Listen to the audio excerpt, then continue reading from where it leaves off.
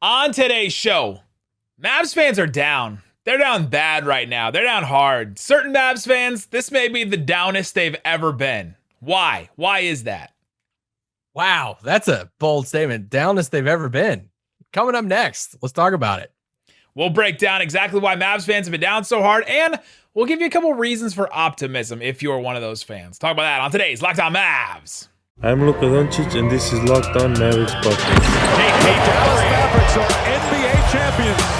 Bang! Bang! It's good! And the Mavericks have won the game! If you don't believe, you shouldn't be here. And welcome. You are locked on to the Dallas Mavericks. My name is Nick Angstadt, media member and NBA channel manager for the Locked On Podcast Network. Thanks for making Locked On Mavs your first listen every single day. Remember, Locked On Mavs is free and available on all platforms, including YouTube, where you can watch us right now. We're getting our way to 9,000 subscribers. This episode is brought to you by Truebill. Truebill is the new app that helps you save money by helping you identify and stop paying for subscriptions you don't want or need. They can even help you negotiate better deals for those you want to keep. And joining me, as always, my co-host, contributor, writer at Mavs.com, the down bad boy, the one more thing king. What you got for me, Isaac Harris? Oh, well, I'm not too down right now, but especially because we get to hear the man. Oh, I'm excited. The myth, the legend. Oh, I'm excited. Dirk Nowitzki. I'm so pumped. I'm excited. Reasons for optimism. Number one, Dirk Nowitzki on the broadcast for Mavs versus the Minnesota Timberwolves. He's going to be on Valley Sports with Mark Followill. If you watched the game over the weekend, you saw that Mark Followill was solo. He did the solo game in Minnesota because Harp was out. And so now we got Dirk joining, which is I'm pretty excited for, because Dirk is incredible on the mic. If you haven't heard some of his great lines. Shut it down! Let's go home! Dirk on the mic. Always good stuff. I do have questions though. I'm very curious because like Mark had Nico on the other day, but it was for a quarter, but even not even like a full quarter. Dirk there a whole game. Is this? I mean, how's he gonna be? Is he just gonna be chill? Is he gonna talk a lot?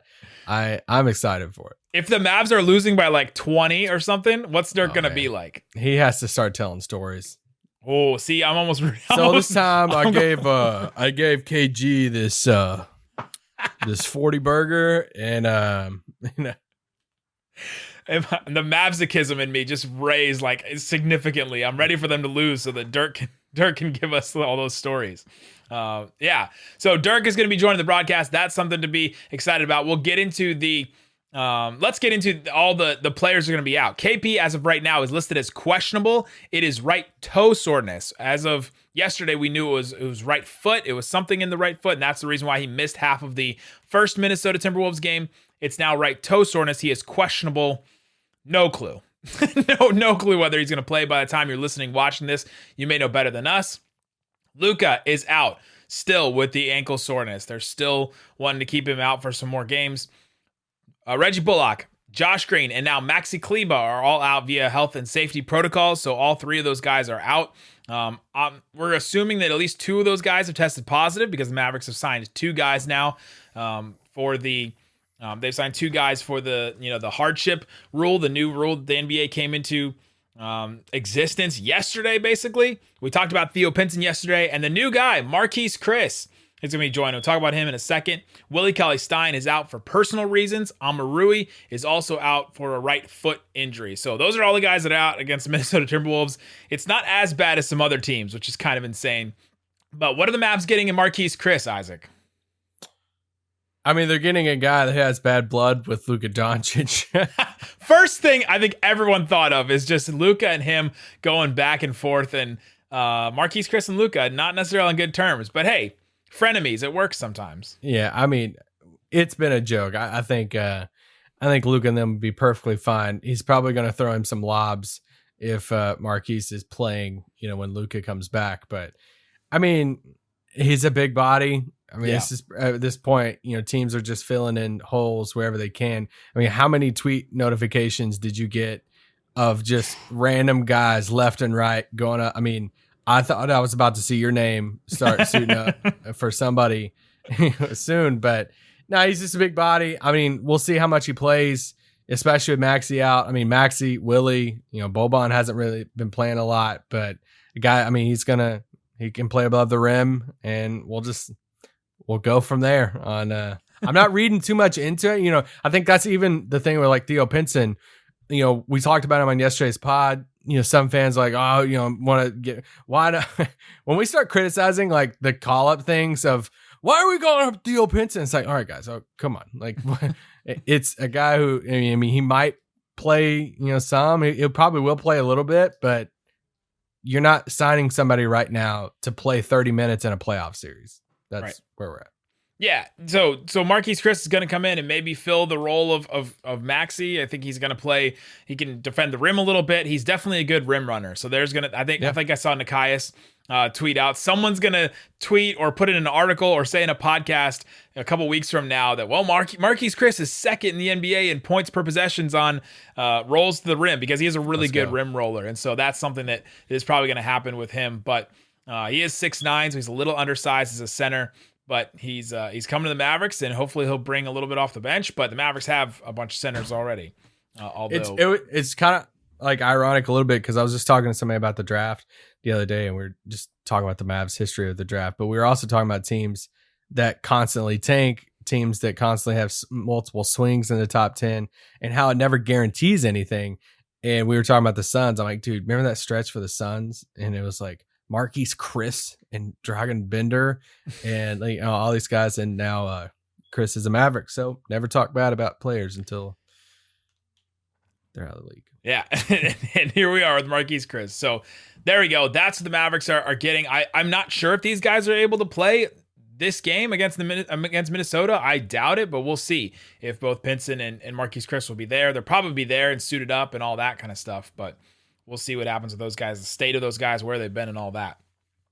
Okay, let's get into our topic today because I think it's interesting, and I tweeted this out today, and this whole conversation sort of stems from this tweet that I sent out where I was just thinking this morning, man, I've read so many tweets and Reddit posts and Facebook comments and just YouTube comments. If you guys are in the YouTube comments, leave a comment, like, and subscribe, all that good stuff. And I said, judging by everything I've read from Mavs fans on internet places, and those already trend negatively, this is the lowest conspiracy theories. This is the lowest confidence level I've ever seen in the Dallas Mavericks since I started covering the team. Just from people on the internet commenting, talking about the Mavericks, talking about Mark Cuban, about the front office, about coaching, about Luka, about the Kristaps Porzingis, about just everything. It seems like the confidence level in fans is so low right now that the Mavs could sign a guy like Theo Pinson, where we did videos about him yesterday, and just half the comments are, well, the Mavs signed him, so he's probably trash, right? He's probably going to be terrible, just like the rest of the signings. And some Mavs fans are really down right now. You may not be one of those fans. You may not be. But I think a lot of fans are. And a lot of fans are just, I think they're just tired, Isaac. I think they are just sick and tired of some of the losing. They're sick and tired of the roster moves not working out. They're tired of the same roster over and over again. I think they're tired from a lot of things.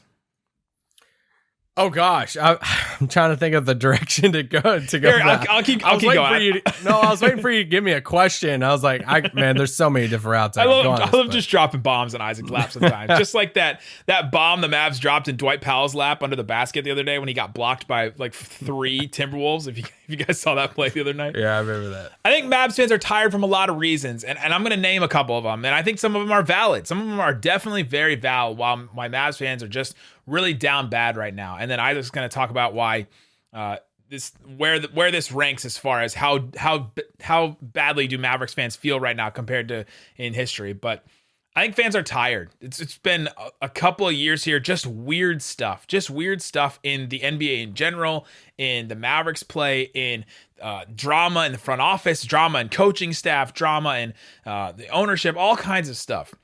I think they're tired because of Mark Cuban can sometimes be a tiring owner, right? He comments about, well, Twitter's not a real place. And so then all of a sudden fans get upset. Well, then he says, well, the roster's got considerably better than the Mavericks are worse coming out of this gate. And the Mavs can't make threes. And so fans take that quote and they're like, what are you talking about? This roster didn't get considerably better.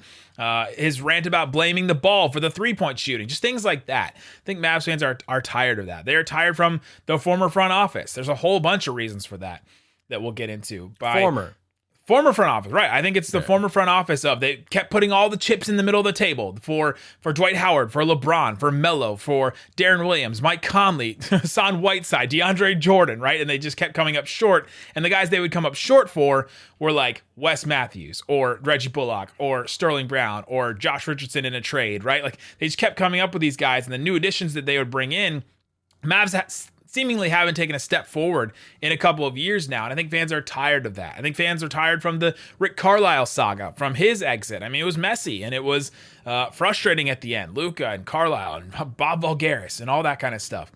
And then I think Luka's antics. I think Luka complaining to the refs. I think Luka coming into the season out of shape. I think fans can tolerate that to an extent. But I think if the Mavericks are winning, it can be tolerated. But if they're not, and the Mavericks aren't playing well when Luka's on the court, it just becomes one more thing that adds to this plate of frustration for Mavs fans. Coming up, I'm going to keep going. There's a couple other things, and then Isaac's going to talk about where this ranks as far as Mavs fans in history.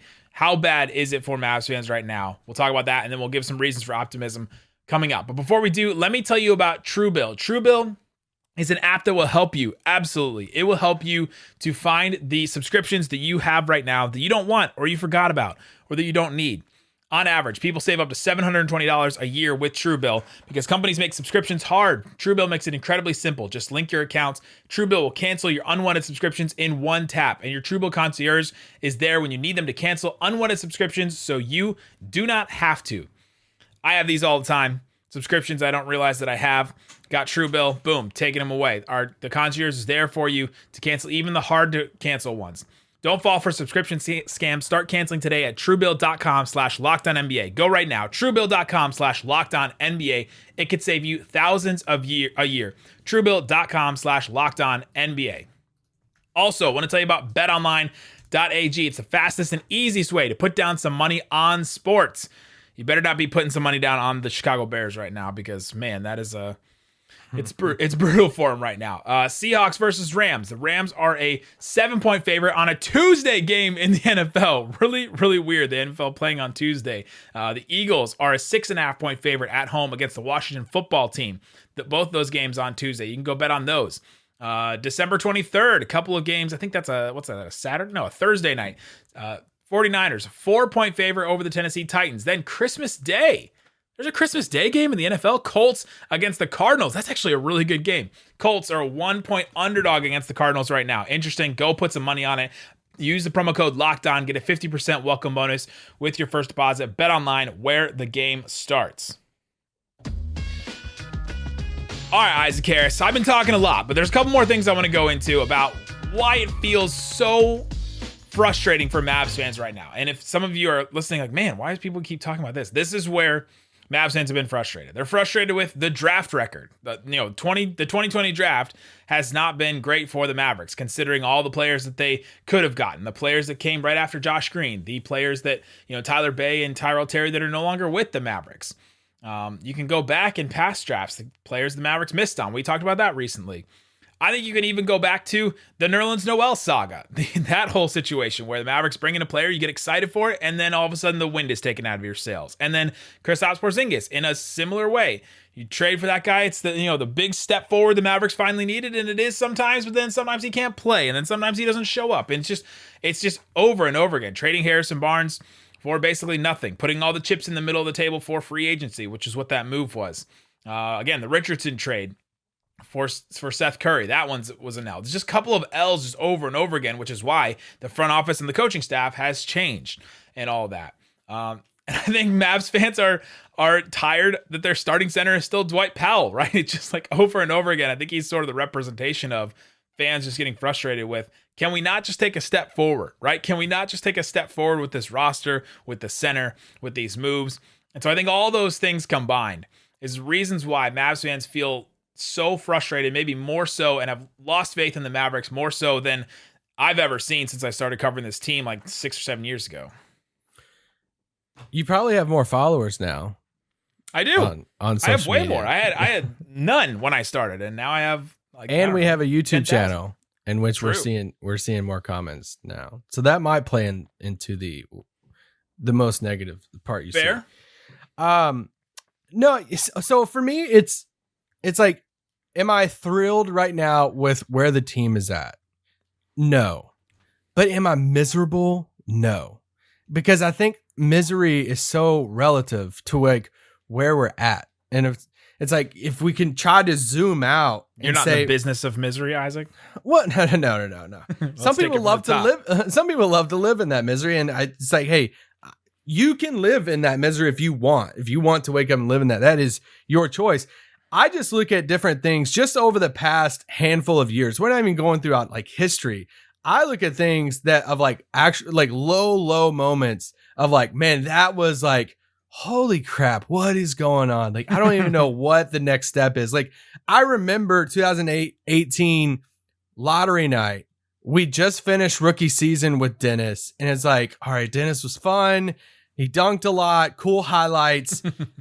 What's our, we want Luka. Can we get that top? And we land at 5 in the lottery. And it's like, woof. Like, we're going to get, it's like, we're still getting hyped up. It's like Wendell Carter, Mo Bamba, Jaren Jackson Jr. Do you swing for that? It's like, when there's no way we're going to get Luka at 5. So on that lottery night, it's like, dang, are we just going to have another swing at it? And we could have had, what if we didn't make the trade? Then it's like, we're moving forward with Wendell Carter Jr. Dennis. And it's like, then you're on the track of the Sacramento Kings. Then you're on the track of a Minnesota Timberwolves team that we're playing tonight that has made the playoffs one time since 2003. And that one time was in 17, 18, in which Jimmy Butler. Yeah, and they got beaten 5 games with the Rockets. And it's like, you look at, like, what's it like to be a Timberwolves fan, like, right now? Like, what?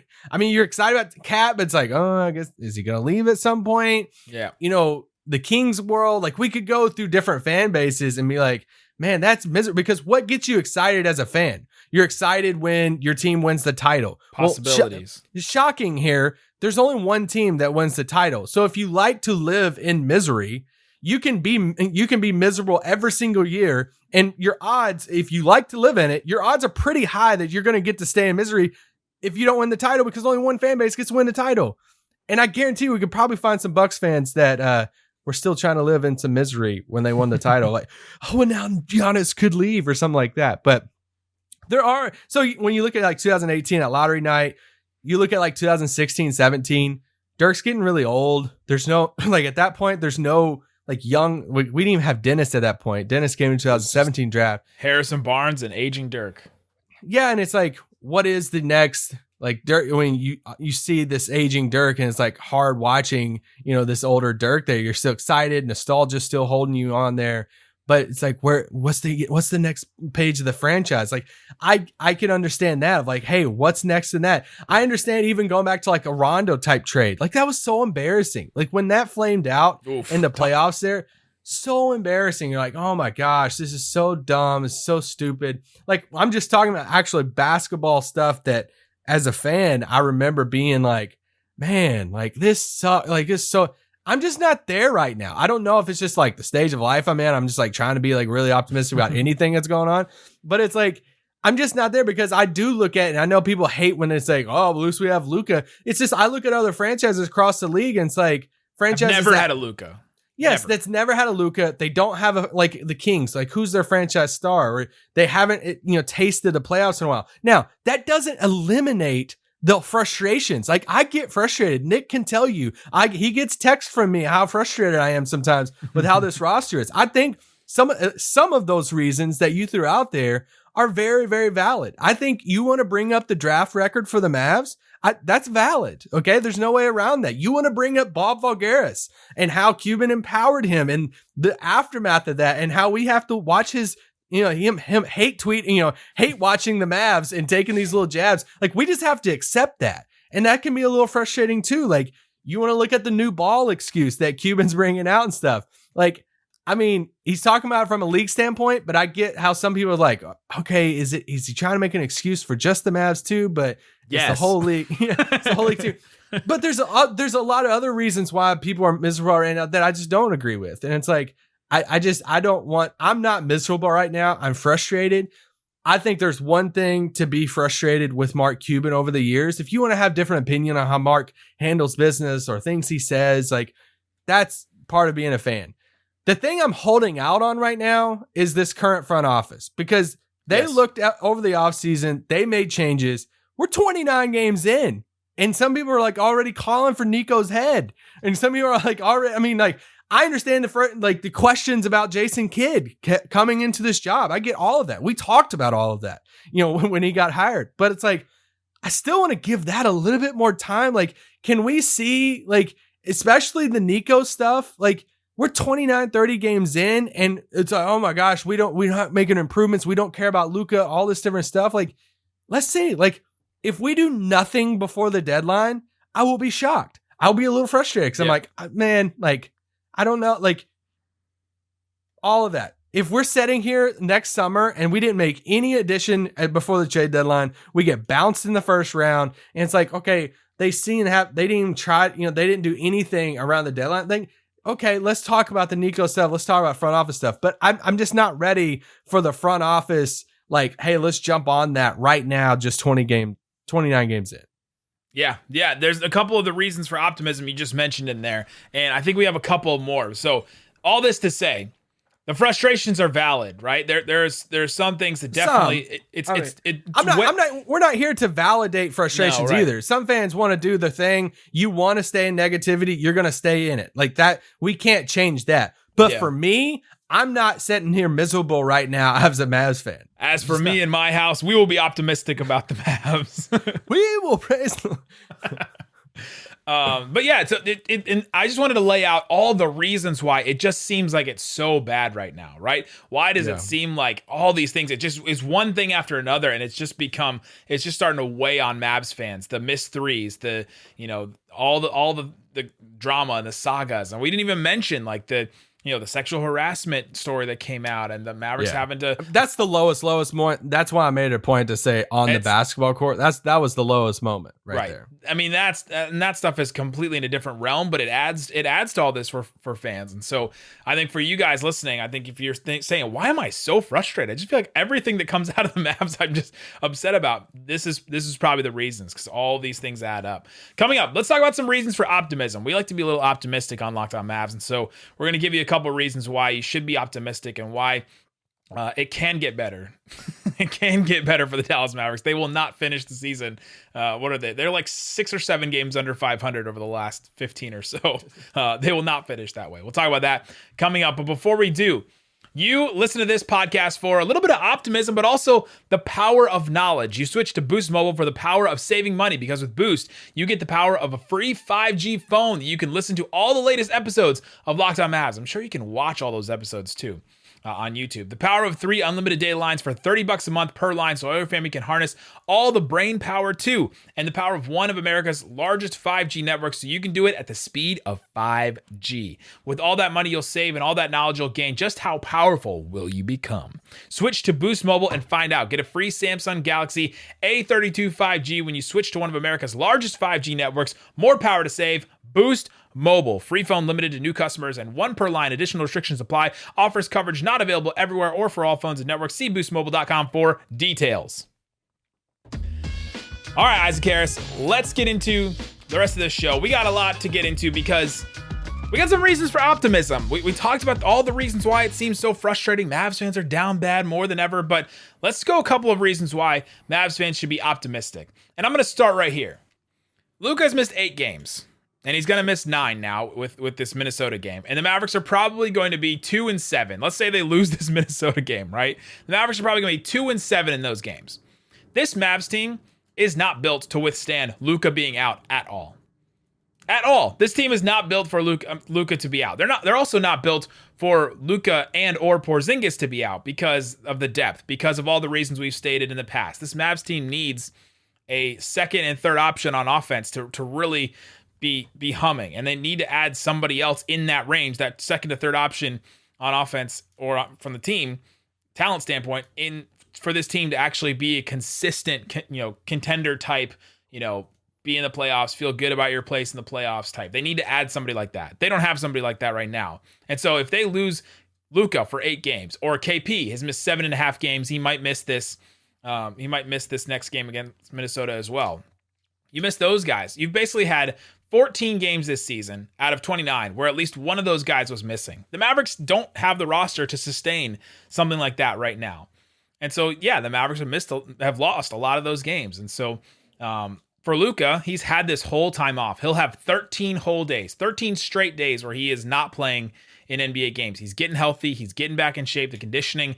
That's one of my reasons for optimism, is that Luka is going to come back different and refreshed, and he's going to come back with a vengeance because he's seeing what the Mavs are doing right now. He's seeing where they are in the standings. Luka's a competitive guy. He's going to come back different than he was before because he is built different, Isaac. Built different. Built different. Emoji. Oh, sorry, not built bar different. Sorry, different. No, I mean, I guess that's, in a weird way, I've watched these past handful of games and I've been more encouraged than like discouraged. So that's why I've been like kind of thrown off by the misery, because Luka's players been don't out. do moral victories, but I think we do sometimes. but Luka's been out. So it's all about the expectations, right? It's all about the equation of like the results minus expectations equals success. And I think that's the whole thing about this season is we finally have expectations. But what were the expectations? Like, I think that's another reminder too of, I don't think many people, even Mavs fans, thought the Mavericks would be 1 or 2 in the West this year. Like, we should have been with the Warriors and Suns right now at the top of the West. Yeah. I think a lot of people thought they would be in that 4 to 6, 4 to 7 range, somewhere through there. And yeah, they're a little bit below that, but not too many games. So it's just, anyway, here's another reason for optimism. They're not too far out of it. Right, this Mavs team is like Mavs team goes on a 5-game win streak, which just seems impossible. But when Luka comes back, it will seem possible that the Mavs can go on a 5-game win streak. But they do. All of a sudden, they're 19-15.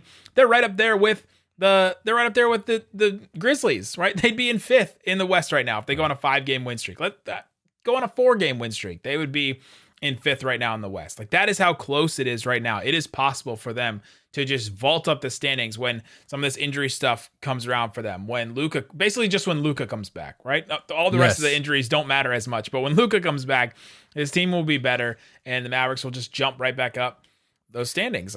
That's one of the reasons why I'm staying optimistic. Yeah, exactly. And you have this generational star in Luka.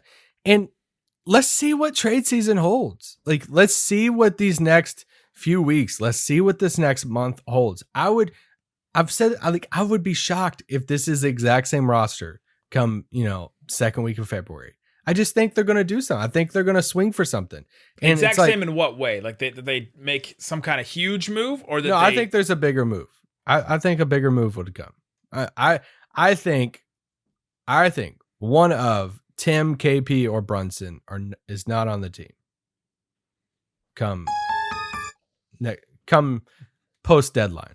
I just think so. That's why I'm like holding out on it of like, let's see if we have the exact same roster the day after the trade deadline, are we having a different pod? Maybe, because then it's like, all right, really? Like, we've seen, cause we're, towards the end of, December now. That's another, 6 more weeks of basketball of winter, of seeing what this looks like. And if they didn't swing for anything, it's like, why are we not swinging for something now? Like we kind of know what this looks like. So that would be my only thing, but 30 games in, I'm not ready, for the pitchforks and everything. Reason for optimism. You were just kind of alluding to it. New front office. A lot of those moves I mentioned that Mavs fans were frustrated by, the Richardson trade, the Noel saga, like all kinds of things, the Harrison Barnes trade for nothing, like new front office. Nico Harrison is in charge of basketball operations now. He is in charge of those moves. He has got new guys around him. This is a new front office, and we've already seen them see the Josh Richardson thing, see that it didn't work out at all, and move on from him real quick, and get Moses Brown for him, and not really, and a player exception, and player exception. So they didn't lose too much from it. They moved on from it. They decided, all right, we already know that this isn't working. Let's move on. And they brought in Reggie Bullock. They brought in Sterling Brown. Now, those guys have been not good, and that's one of the reasons why Mavs fans are frustrated right now.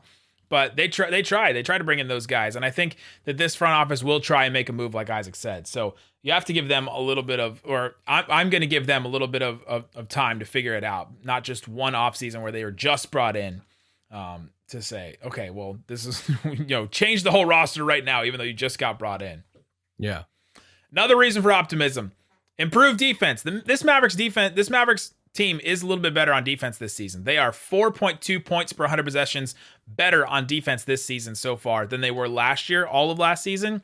And one of those things is Porzingis. Porzingis has been better on defense. And I think that is a reason for optimism, that if he can be better on defense, the Mavericks can start putting some things together. Then they get healthy. Then all of a sudden take that defense with Luka leading the offense. And all of a sudden you have something where this team can go in and win a playoff series and make the playoffs this year.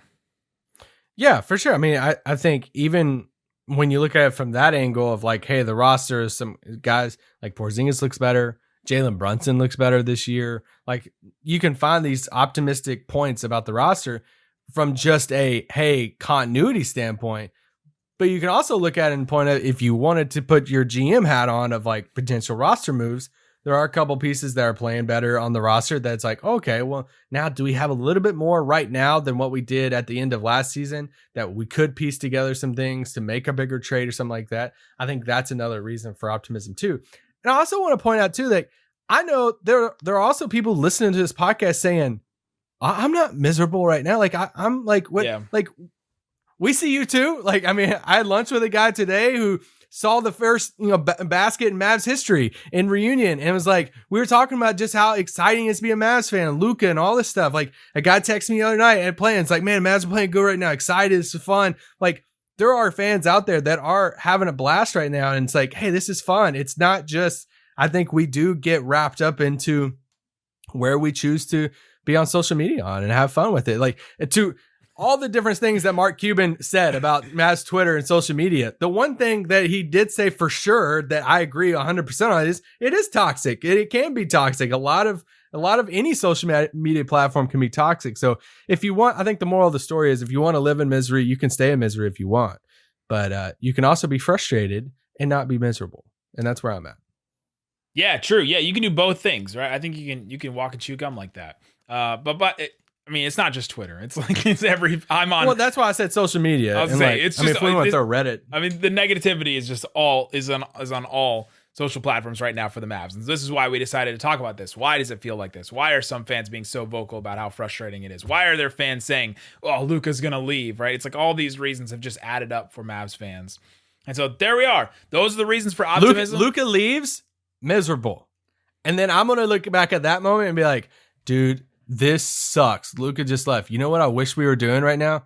I wish we were covering a Luka team that he had been out for like 7 games. And remember we were like talking about how that was miserable. Oh, don't do this now. I'm going to be wishing for don't this jinx moment it now. right now. Don't jinx like, it now. Remember when we were freaking out about Reggie Bullock missing 3-pointers and now Luka's wearing like a Lakers jersey? And like, that's misery. That's misery right there. That's misery. He went there. Remember when Jason Kidd was the coach?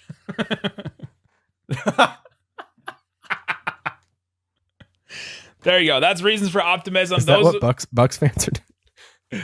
Oh, man. There you go. Guys, we will be back covering the Timberwolves game. No matter who's playing, we will have a post game for you. Thanks so much for listening. Podium game. Thanks so much for listening to Locked On Mavs. Peace out. Boom.